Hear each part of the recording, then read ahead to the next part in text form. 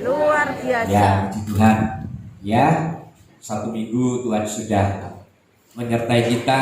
Ya, minggu ini kita kembali diizinkan Tuhan untuk bersama-sama datang ke rumah Tuhan. Saya percaya setiap kita adalah orang-orang yang memang masih diberi kesempatan oleh Tuhan. Amin. Puji Tuhan, pagi hari ini walaupun kita yang hadir ada beberapa orang, saya percaya Tuhan tetap ada bersama-sama dengan kita. Ya, Bapak Ibu yang dikasihi Tuhan, bersyukur kepada Tuhan yang sudah memanggil setiap kita dan memilih kita. Amin. Bersyukur kepada Tuhan yang sudah menjadikan setiap kita adalah anak-anaknya. Sungguh, kalau kita merenungkan, kita pasti akan menghargai panggilan Tuhan. Ya, kalau kita mau merenungkan dengan sungguh-sungguh arti daripada panggilan Tuhan, menjadikan setiap kita menjadi anak-anaknya, pasti kita akan menghargai panggilan Tuhan. Kita tidak akan sia-siakan panggilan Tuhan atas hidup setiap kita. Nah, Bapak Ibu yang kasih Tuhan, penghargaan saudara atas panggilan dan pilihan Tuhan atas hidup pribadi saudara akan terlihat dari setiap sikap hidup kita. Nah, pagi hari ini mau saya katakan kepada saudara, Bapak Ibu yang dikasih Tuhan, setiap kita yang menghargai panggilan Tuhan pasti akan punya sikap untuk selalu bersyukur kepada Tuhan. Pagi hari ini itu yang akan kita gali saudara, yang akan kita ungkap bersama-sama, sikap dan ucapan yang selalu bersyukur. Sebab memang ini adalah satu perintah daripada Tuhan buat setiap kita. Mari kita sama-sama membuka di dalam 1 Tesalonika 5 ayat yang ke-18 sebagai ayat pertama dan mendasari firman Tuhan kita pada pagi hari ini. Ya, di dalam 1 Tesalonika 5 ayat yang ke-18 demikian firman Tuhan. Mengucap syukurlah dalam segala hal, sebab itulah yang dikehendaki Allah di dalam Kristus Yesus bagi kamu. Bapak Ibu yang dikasihi Tuhan, surat ini dikirim oleh Paulus. Kita tahu Rasul Paulus sebelum terima Yesus, sebelum menerima perjumpaan dengan Tuhan Yesus, adalah satu pribadi yang sangat membenci dengan pengikut-pengikut Kristus. Bahkan seperti kita ketahui bersama, Paulus mengejar-ngejar orang-orang yang menyatakan diri sebagai pengikut Kristus. Rasul Paulus ini begitu benci kepada orang-orang yang mengasihi Tuhan Yesus. Ya, nah setelah menjadi orang percaya kepada Tuhan Yesus Kristus, Paulus melalui ilham Roh Kudus ternyata menulis tulisan ini, saudara. Dia menyatakan bahwa hendaklah setiap kita mengucap syukur dalam segala hal. Nah, ini yang kita mau gali.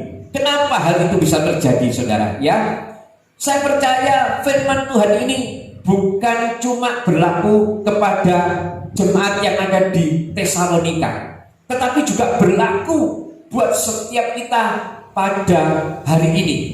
Karena firman Tuhan itu bukan untuk masa lalu saja, tetapi kita yakini bahwa firman Tuhan itu adalah juga berlaku untuk masa saat ini.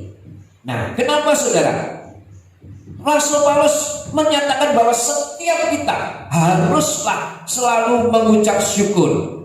Ya, saya percaya ketika kita mengucap syukur pasti ada satu rahasia yang luar biasa yang Tuhan mau ungkapkan pada kita pada hari ini. Ya, saya percaya bahwa di dalam pengucapan syukur, di dalam segala hal, bahkan dikatakan oleh Rasul Paulus, di dalam firman Tuhan ini dengan tegas mengatakan bahwa setiap kita hendaklah selalu mengucap syukur. Sebab ada alasannya, saudara. Karena itu yang dikehendaki oleh Allah. Yang pertama kita harus tahu itu dulu, saudara. Allah menghendaki setiap kita supaya kita ini selalu mengucap syukur. Nah, sebagai orang percaya yang dikasih dan mengasihi Tuhan, tidak ada alasan buat setiap kita tidak mengucap syukur. Tidak ada alasan buat setiap kita untuk tidak mengucap syukur. Ada satu rahasia besar di dalam pengucapan syukur, saudara, yang berkaitan dengan amanat agung daripada Tuhan Yesus. Kita tahu ketika Tuhan Yesus mau naik ke surga, Dia memberikan amanat agungnya buat setiap kita. Nah, amanat agung ini yang kita mau lihat dan kita mau perhatikan. Bagaimana sih kita ini bisa melakukan amanat agung ini? Sebab kita semua ini tahu, sekali lagi saya katakan, bahwa di dalam pengucapan syukur kita ternyata ada kaitannya dengan yang namanya amanat agung daripada Tuhan Yesus Kristus. Di dalam ucapan syukur kita ternyata memudahkan setiap kita untuk melakukan amanat agung Tuhan Yesus Kristus. Ini yang harus kita tahu. Nah, amanat agungnya apa, saudara? Kita lihat di dalam Matius 28 ayat yang ke-19. Kita lihat, saudara, di Matius 28 ayat yang ke-19. Nah, ini amanat agung yang seharusnya buat setiap kita harus bisa mengerti, saudara, ya. Matius 28 ayat 19, demikian firman Tuhan. Karena itu pergilah, jadikanlah semua bangsa muridku, dan baptislah mereka dalam nama Bapa dan Anak dan Roh Kudus. Amin. Nah, ini, saudara, ini adalah merupakan amanat agung daripada Tuhan Yesus. Di luar sana, saudara, banyak orang-orang yang masih belum percaya kepada Tuhan Yesus. Bahkan di lingkungan kita, saudara-saudara kita, mungkin lingkungan tetangga kanan kiri, banyak yang masih belum percaya dan bisa menerima Tuhan Yesus sebagai Tuhan dan Juru Selamat. Oleh sebab itu, di dalam firman Tuhan yang pertama tadi kita baca tentang bagaimana kita harus mengucap syukur di dalam segala hal, ternyata ada kaitannya dengan amanat agung yang barusan kita juga baca. Di dalam amanat agung ini Tuhan Yesus Kristus dengan tegas mengatakan bahwa setiap kita harus pergi dan menjadikan semua bangsa menjadi murid-murid daripada Tuhan Yesus. Nah, saudara, ketika ada perintah ini, saya percaya kita ini merasa sulit, saudara. Tetapi saya mau katakan kepada saudara, firman Tuhan yang mengajarkan kita untuk mengucap syukur, ternyata disitulah ada rahasianya, supaya kita ini bisa melakukan yang namanya amanat agung daripada Tuhan Yesus. Nah, caranya bagaimana, saudara? Mari kita sama-sama lihat. Setiap kita ketika ada tugas dari Tuhan, ya, di dalam amanat agungnya di dalam Matius 28 ayat 19, bagaimana caranya supaya setiap kita bisa melakukan tugas daripada Tuhan ini? Ada dua cara, saudara. Yang pertama, kita harus menyaksikan kebaikan Tuhan melalui lidah kita. Ini memang kita harus lakukan, saudara. Kita harus menyampaikan selalu di dalam lidah kita kebaikan Tuhan di dalam setiap kita bertemu dengan orang. Dan yang kedua, kita harus mempraktekkan kebaikan Tuhan itu melalui apa, saudara? Melalui perbuatan kita. Nah, dua cara ini dapat dilakukan jika saudara punya hati yang selalu mengucap syukur. Ini rahasianya, saudara.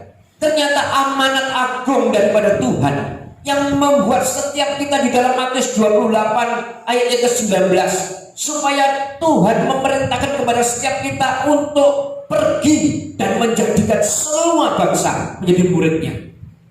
Secara gambaran logika kita rasanya tidak mungkin dan sulit, saudara. Tetapi Tuhan memberikan jalan buat setiap kita. Rahasianya Tuhan katakan, hendaklah kita selalu mengucap syukur.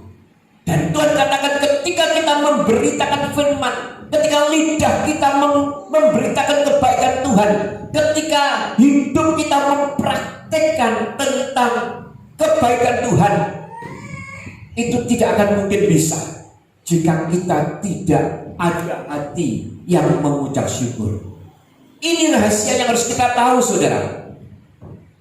Nah, orang percaya pasti akan selalu mengucap syukur. Pasti, ini saya katakan saudara, setiap orang percaya yang sudah dipanggil dan dipilih oleh Tuhan pasti punya rasa di dalam hati selalu mengucap syukur. Makanya Tuhan katakan sebetulnya kalau kita sebagai orang percaya tapi tidak bisa mengucap syukur, kita ini sebetulnya tidak bisa menjalankan apa yang Tuhan perintahkan dalam hidup kita. Amanat agung Tuhan, yaitu menjadikan semua bangsa murid Tuhan, tidak akan bisa tercapai. Oleh sebab itu Tuhan memberikan wanti-wanti kepada kita. Firman-Nya kepada Paulus, dia katakan haruslah setiap kita ini selalu mengucap syukur. Kita tahu Paulus sangat ahli di dalam pemberitaan firman Tuhan. Banyak jiwa-jiwa dimenangkan.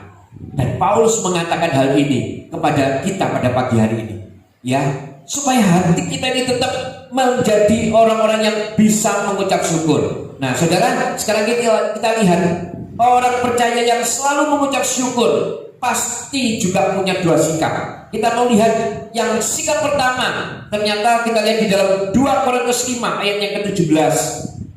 Ini sikap yang pertama, yaitu sikap menjadi ciptaan baru. 2 Korintus 5 ayat yang ke-17. Ini sikap yang pertama yang kita lihat, saudara, ya. Kita lihat. Jadi siapa yang ada di dalam Kristus, ia adalah ciptaan baru. Yang lama sudah berlalu, sesungguhnya yang baru sudah datang. Di dalam Kristus, saudara dan saya adalah ciptaan baru. Ini yang pertama yang harus kita tahu, saudara. Makanya ketika kita diciptakan menjadi ciptaan yang baru, hendaklah setiap kita selalu mengucap syukur. Ini yang harus kita ketahui, saudara. Ya, tadi saya katakan ada 2 sikap yang pasti yang akan kita tunjukkan kepada setiap orang ketika kita ini sudah menjadi orang-orang yang dipanggil dan dipilih dan dikatakan sebagai orang yang percaya kepada Tuhan. Sikap yang pertama, dia pasti akan menjadi ciptaan yang baru. Nah, saya mau ingatkan kepada saudara, setiap kita ini punya masa lalu. Saya percaya di tempat ini tidak ada yang tidak punya masa lalu. Setiap kita ini punya masa lalu. Seburuk-buruknya masa lalu daripada saudara, sehancur-hancurnya masa lalu saudara, ya, sebobrok-bobroknya, serusak-rusaknya. Saya mau beritakan kepada Bapak Ibu, tidak ada masalah di hadapan Tuhan asal saudara sekarang sudah bertobat menjadi ciptaan yang baru. Ini yang penting, saudara. Bukti sikap dan ucapan orang percaya adalah menjadi ciptaan baru, manusia yang baru. Dahulu mungkin suka marah-marah, dahulu mungkin sukanya itu membenci sana sini, dulu mungkin sukanya itu berbohong.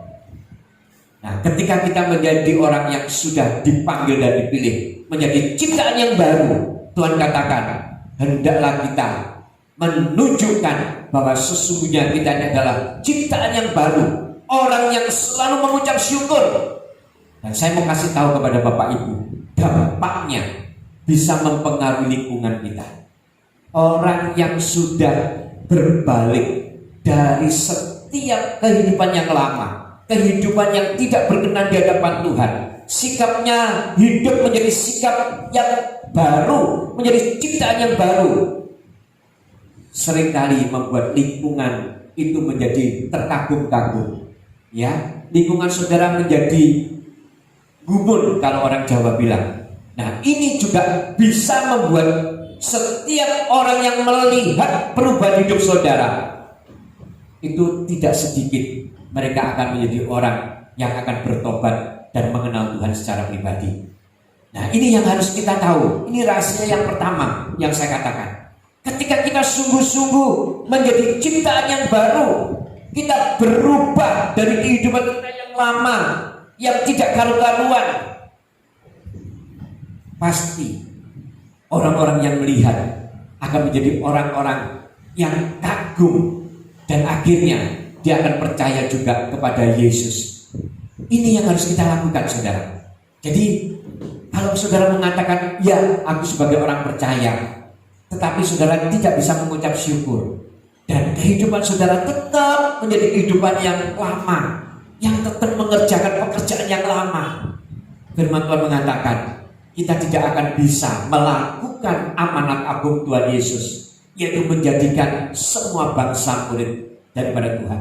Tetapi ketika kita sungguh-sungguh punya hati yang mengucap syukur dan mau menunjukkan sikap yang berubah, saya percaya orang lain yang melihat akan menjadi tertarik dan akhirnya juga bisa percaya kepada Tuhan. Tidak sedikit yang saya lihat bisa terjadi seperti itu, saudara. Orang-orang karena yang melihat tingkah laku kita, akhirnya dia juga ingin, dia ingin juga seperti kita, dan akhirnya dia terima Yesus sebagai Tuhan dan Juru Selamat. Kita tahu di dalam Tuhan Yesus ada jaminan. Tuhan kita memberikan jaminan. Seperti kita ketahui bersama, Tuhan boleh banyak, kita tahu Tuhan banyak yang mengatakan Tuhan, tetapi Juru Selamat cuma satu, yaitu Tuhan Yesus Kristus. Dia memberikan jaminan buat setiap kita, saudara. Jaminan apa? Jaminan di bumi dan jaminan di surga. Jaminannya ini berlaku buat orang-orang yang percaya kepada Tuhan. Tuhan katakan ketika kita percaya kepada Tuhan Yesus, Tuhan katakan pasti kita akan menerima surga. Tidak mudah-mudahan, saudara, tetapi dia katakan pasti akan diselamatkan. Sebab Tuhan katakan Tuhan Yesus adalah Tuhan dan Juru Selamat setiap kita. Oleh sebab itu, setiap kita hendaklah terus mengingat ini, saudara, orang yang di lingkungan saudara, orang yang ada di lingkungan saudara, mungkin di keluarga saudara, ketika saudara benar-benar mempraktekkan sebagai orang-orang yang selalu mengucap syukur, ditunjukkan dengan sikap menjadi manusia yang baru, saya percaya pasti orang di sekitar saudara akan juga mendapatkan dampaknya, dan tidak sedikit mereka juga akan menerima Yesus sebagai Tuhan dan Juru Selamat kita. Jadi ketika kita menjadi orang percaya, tetapi kehidupan kita masih kehidupan yang lama, saya katakan kita ini tidak menjadi orang percaya yang mengucap syukur. Oleh sebab itu pagi hari ini mengingatkan buat setiap kita. Karena apa, saudara? Kenapa kok harus kita ini menjadi hidup baru? Karena saya juga mau buka secara alkitabiah. Kita lihat di dalam 2 Korintus 3 ayat yang kedua. 2 Korintus 3 ayat yang kedua, saya mau katakan alasannya kenapa sih kok kita ini harus menjadi ciptaan yang baru, supaya kita ini mempermudah amanat agung Tuhan Yesus, yaitu menjadikan semua bangsa muridnya. Kita lihat di dalam 2 Korintus 3 ayat yang kedua. Kamu adalah surat pujian kami yang tertulis dalam hati kami, dan yang dikenal dan yang dapat dibaca oleh semua orang. Ayat ketiga kita akan baca, saudara. Karena telah ternyata bahwa kamu adalah surat Kristus yang ditulis oleh pelayanan kami, ditulis bukan dengan tinta, tetapi dengan apa, saudara? Roh dari Allah yang hidup, bukan pada loh batu, melainkan pada loh daging, yaitu di dalam hati manusia. Nah, saudara, ternyata kita ini sebetulnya adalah merupakan suratan yang terbuka. Tuhan katakan ini kepada setiap kita, saudara. Paulus itu sangat ahli sekali. Dia mengerti caranya bagaimana harus mencari jiwa. Dia mengerti caranya harus memenangkan jiwa. Makanya dia memberikan ungkapan melalui ilham Roh Kudus. Rahasia kebenaran firman Tuhan ini disampaikan, diucapkan. Sungguh-sungguh kalau saudara bisa merenungkan, akan berdampak besar. Paulus mengatakan bahwa setiap kita ini sebetulnya adalah merupakan Alkitab yang terbuka, suratan yang terbuka. Kalau saudara dikatakan sebagai suratan yang terbuka, maka Paulus mengatakan, hendaklah engkau menjadi ciptaan yang baru. Nah, ini saudara, ini mempermudah kita, saudara, untuk memenangkan banyak jiwa. Seperti tadi saya katakan, banyak di sekitar kita yang memerlukan kasih Tuhan. Di lingkungan lingkungan kita yang terdekat pun, seperti saya ini, saudara-saudara juga masih ada yang belum terima Yesus. Itu harus kita lakukan ini, saudara. Kita haruslah selalu mengucap syukur dan mempunyai sikap hati yang selalu mengucap syukur dan menjadi orang yang punya sikap, yaitu ciptaan yang baru. Ciptaan yang baru. Dan akhirnya ketika kita menjadi ciptaan yang baru, kita akan dibaca oleh setiap orang. Dulu ketika saya pertama kali bertobat, sampai ada teman saya yang biasa sama saya tuh, kalau malam tuh sukanya itu begadang mungkin. Dia datang kepada saya, "Wah bos, mau jadi pendeta." Ya saya katakan amin. Kenapa? Karena kehidupan saya itu sudah berbalik, tidak seperti dulu lagi. Ya. Dan ini membuat dia kagum pada setiap kita. Dia tahu paling enggak bagaimana kalau orang itu sudah dijamah oleh Tuhan, dia pasti mempunyai perubahan sikap. Nah, sikap yang kedua sekarang, selain menjadi ciptaan yang baru, kita harus mengerti melalui secara alkitabiah, saudara. Kita lihat di dalam 1 Petrus 2 ayat yang ke-9. Ternyata ketika kita menjadi orang-orang yang bisa mengucap syukur, selain kita menjadi pribadi yang bisa berubah menjadi manusia yang baru, yang kedua, kita juga harus mempunyai hati yang penuh dengan belas kasihan. Ini hatinya Tuhan, saudara. Ya, kita lihat, ini penting buat setiap kita untuk melakukan amanat agung yang kita lihat di dalam 1 Petrus 2 ayat yang ke-9. Demikian firman Tuhan. Tetapi kamulah bangsa yang terpilih. Nah, saudara dan saya adalah bangsa yang terpilih, imamat yang rajani, bangsa yang kudus, umat kepunyaan Allah sendiri, supaya kamu memberitakan perbuatan-perbuatan yang besar dari Yesus yang telah memanggil kamu keluar dari kegelapan kepada terangnya yang ajaib. Kita lihat ayat ke-10, saudara. Kamu yang dahulu bukan umat Allah, kamu yang dulu bukan orang percaya, tetapi yang sekarang telah menjadi umatnya, yang dahulu tidak dikasihani, tetapi yang sekarang telah beroleh belas kasihan. Saudara harus ingat, saudara dan saya ini adalah orang-orang yang menerima belas kasihan daripada Tuhan. Dahulu kita ini orang yang tidak dipanggil dan yang dipilih. Kita hidup di dalam kegelapan. Menurut firman Tuhan, orang yang tidak mengenal Tuhan secara pribadi, itu sesungguhnya hidupnya itu di dalam kegelapan. Hidup di dalam gelap, yang artinya masih meraba-meraba.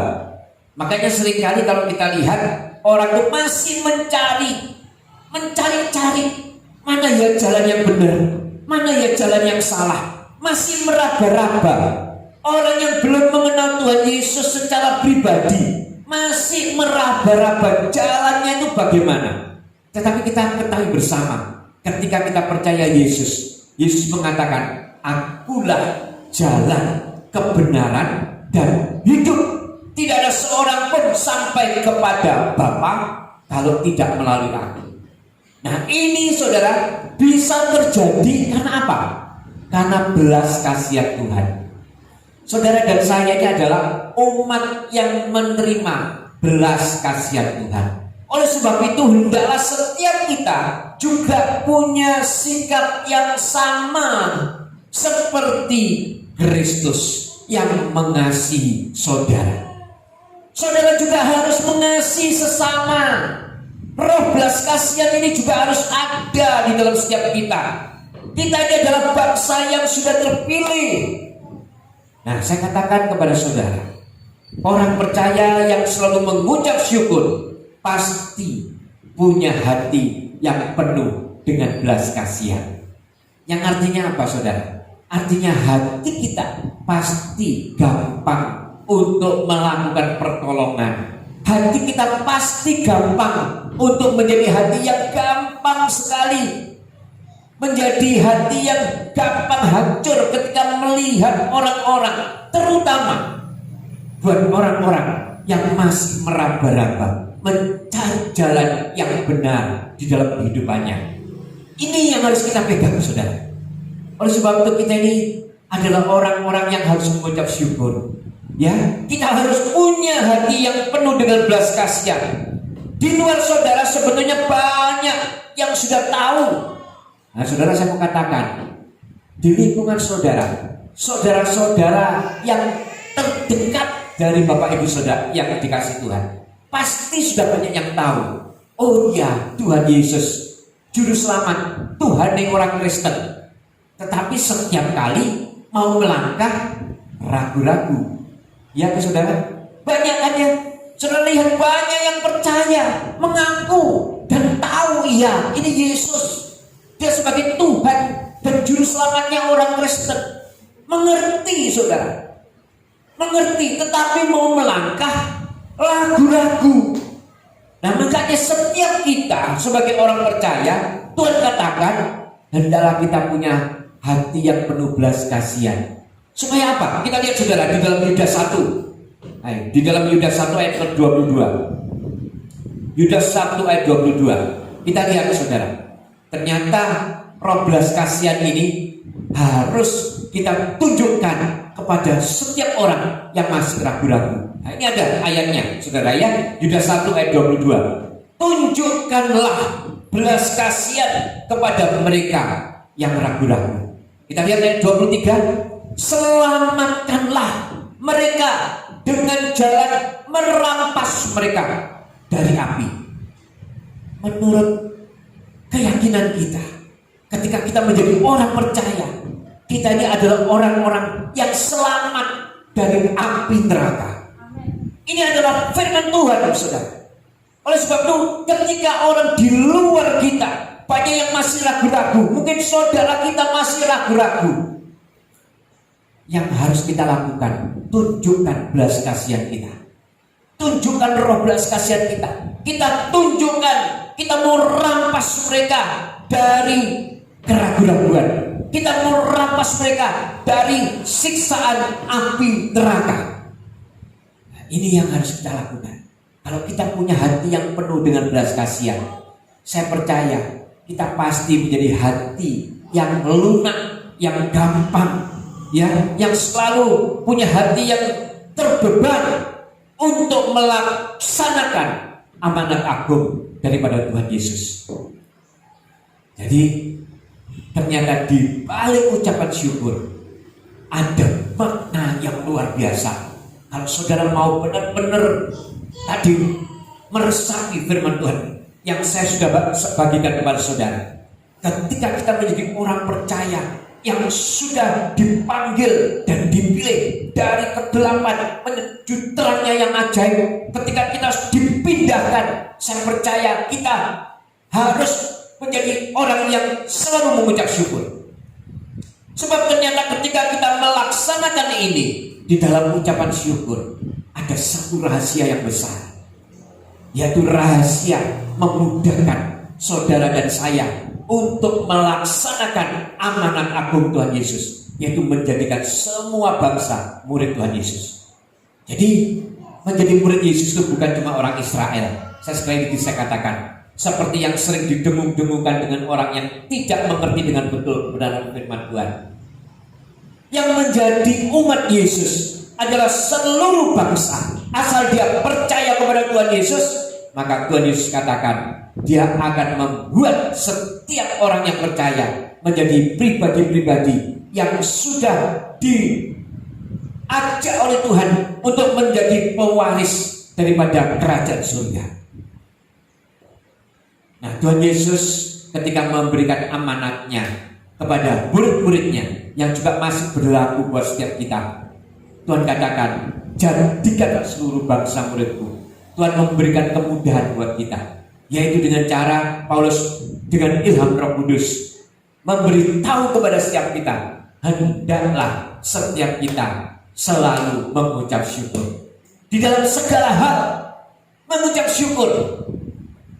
Nah, memang tidak gampang, saudara. Ketika kita mengalami kesulitan hidup, mau mengucap syukur itu berat.